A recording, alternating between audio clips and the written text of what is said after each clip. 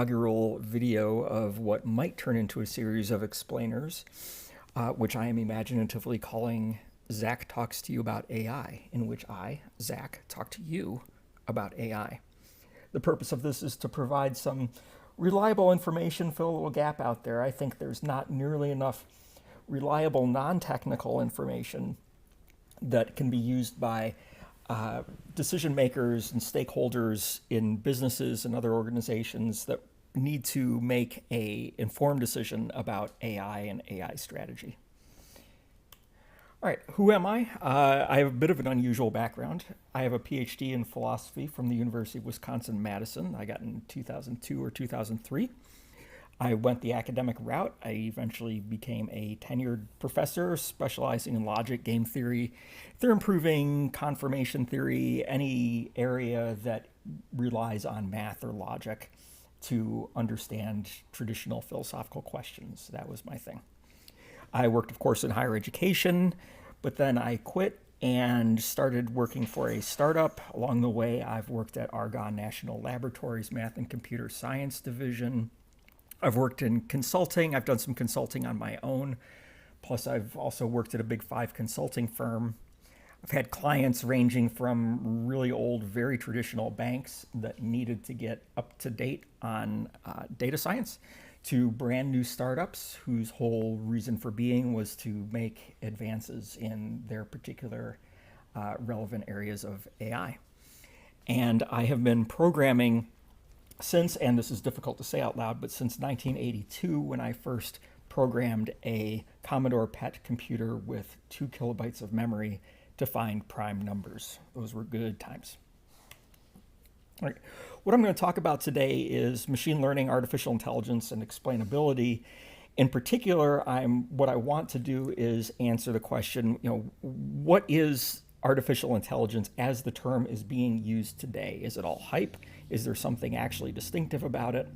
I think the answer is that there's a lot of hype, of course, but that there still is something distinctive about it, and that one of the things we will learn is that the concept of explainability turns out to be super, super important.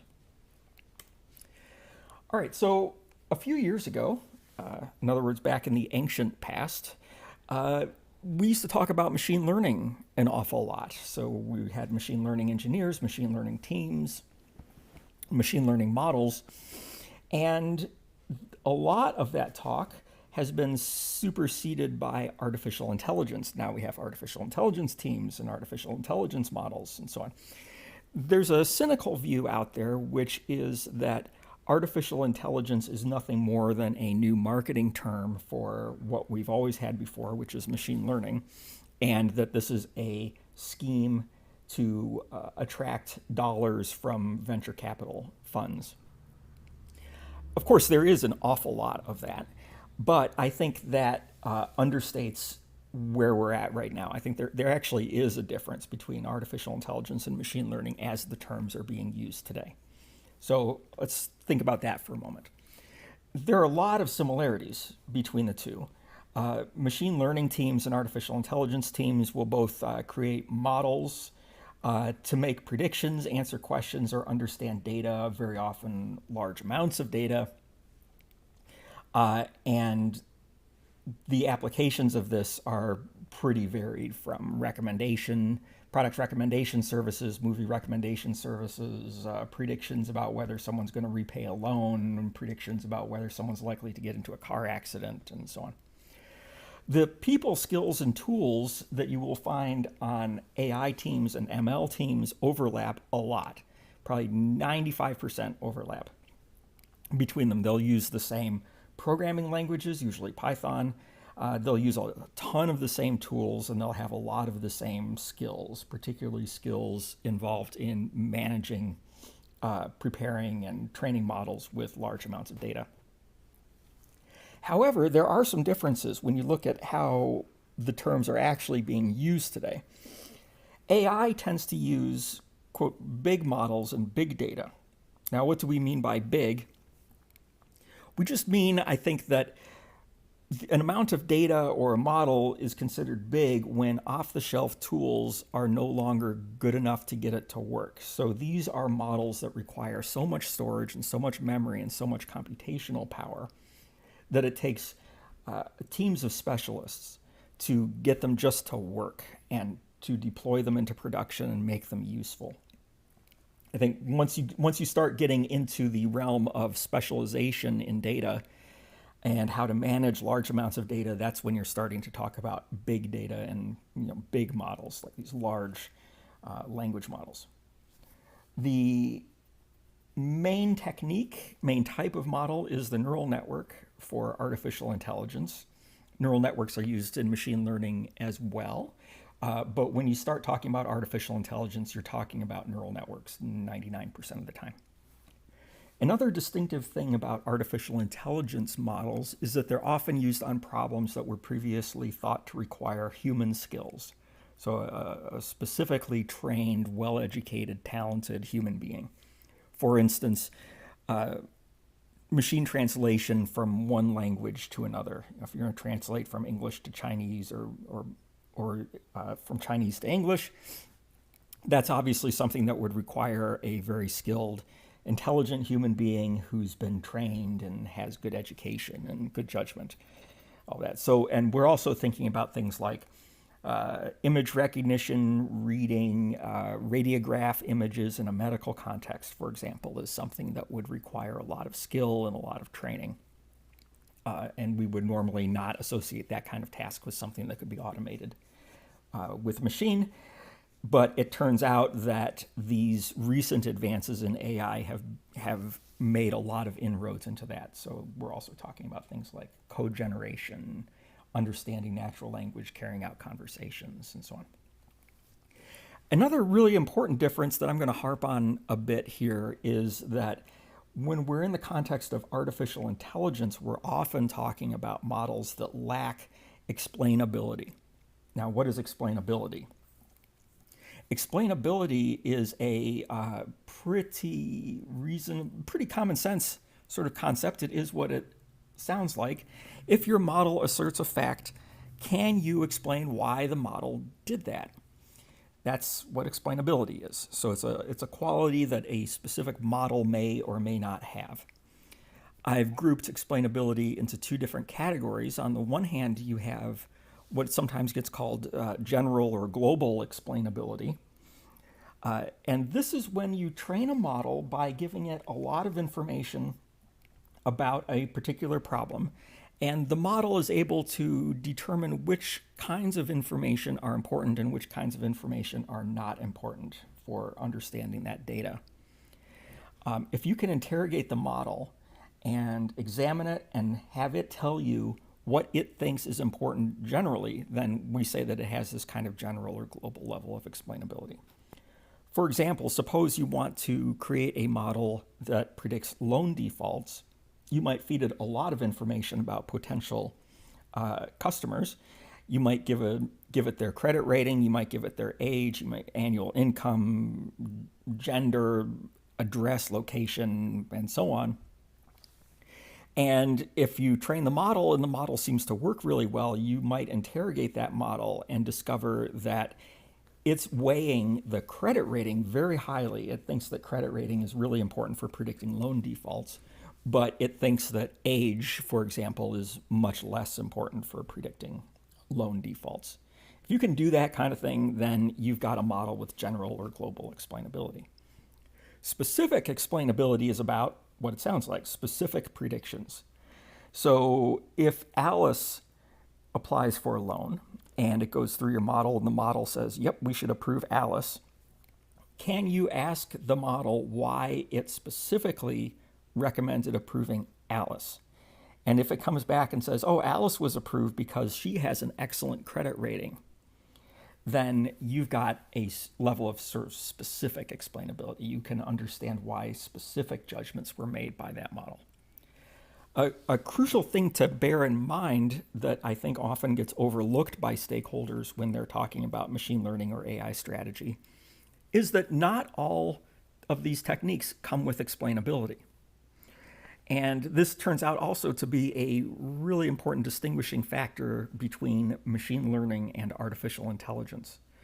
Machine learning techniques, as the term is thrown around, usually produces explainable models, as models that almost certainly have some level of general or global explainability. They can tell you what general features of the data it thinks are important. And once you've got that, it's also almost always possible to get some amount of specific explainability where you could interrogate the model and find out what it was keying in on when it made a specific judgment about a specific question, like whether Alice should be approved for her loan application. On the other hand, artificial intelligence models, these very large neural networks, tend to lack explainability, at least for now. I'll get into that in a second. But these tend to be much more like black boxes. When an AI model, one of these large language models or chatbots or code generators or agents, makes a judgment about a particular piece of data or a specific question, it may turn out to give you extremely reliable answers, even insightful answers.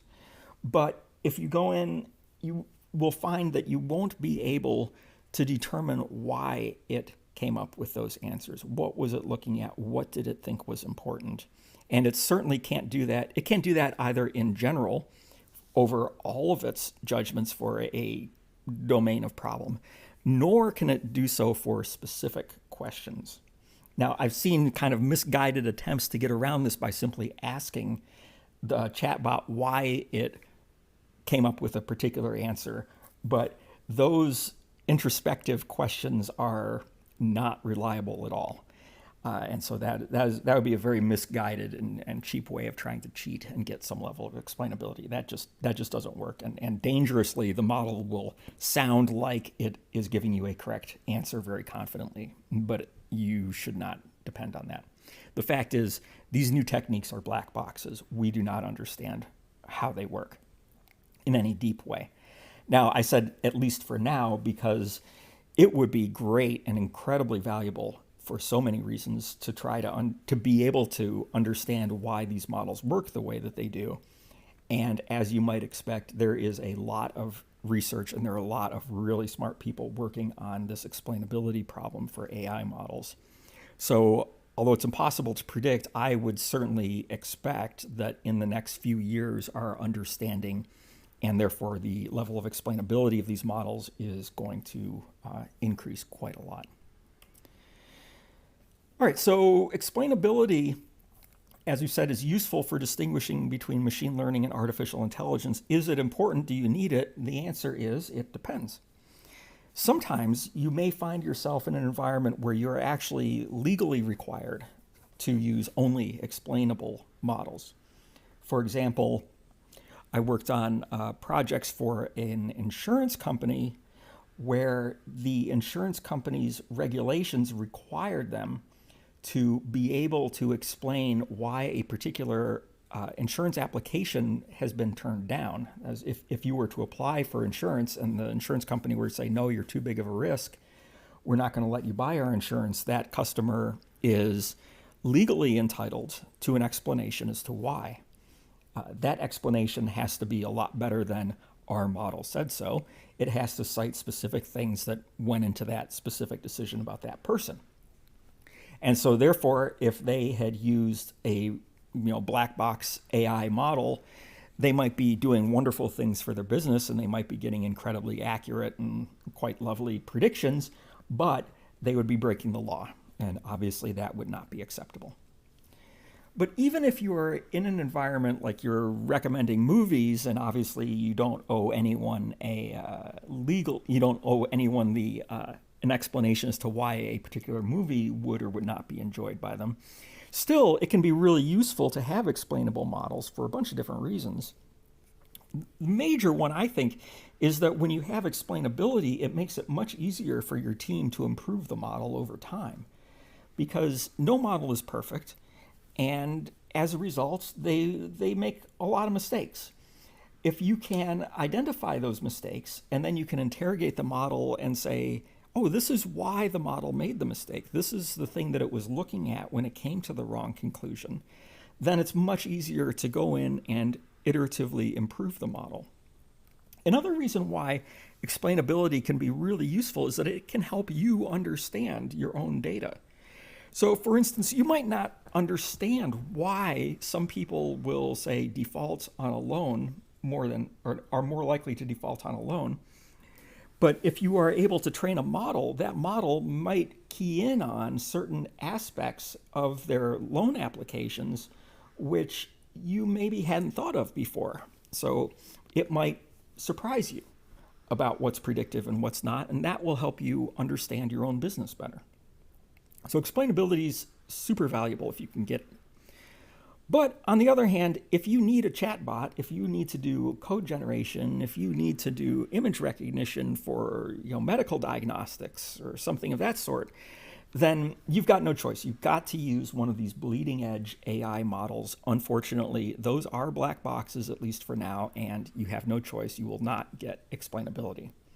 Of course, if you're in a highly regulated environment and you discover that you need one of these bleeding edge models, then you better come up with a new plan. All right, so takeaways. Machine learning and artificial intelligence just are vague terms. There is no bright line separating them. There is no dictionary definition that gets our current use of those terms right all the time. So if you have been getting the feeling that there's something vague about this and that you are not quite able to put your finger on exactly what the difference is, that's good. That just means that you are a realistic person. But that having been said, the distinction isn't meaningless either. Explainability is a pretty good way to distinguish between them, where machine learning models, as the term is being used today, tend to have high levels of explainability, and AI models, as the term is being used today, tend not to have any significant level of explainability. But that having been said, you can fully expect the goalposts to keep moving. AI especially is a notoriously slippery term. What we mean by AI now has really almost no resemblance to what we would have meant by AI 10 years ago, 20 years ago, 30 years ago, or longer. And it would shock me if a few years from now, the term did not change meaning again.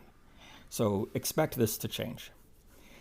Now, whether you are more interested in machine learning or artificial intelligence techniques is really a pragmatic decision. Your choice depends on whether explainability is important the vast majority of the time. Of course, there are other factors, including cost and so on. But explainability is often at the center of your decision as to whether machine learning models will be of use to your business or whether artificial intelligence models will be of use to your business. All right, and that finishes it up. Like I said, this is an experiment. This is the inaugural video. I am interested in comments about what's useful, what's not useful, how things can be improved, whether there are any questions that would be really useful to talk about, and so on. All right, thank you very much.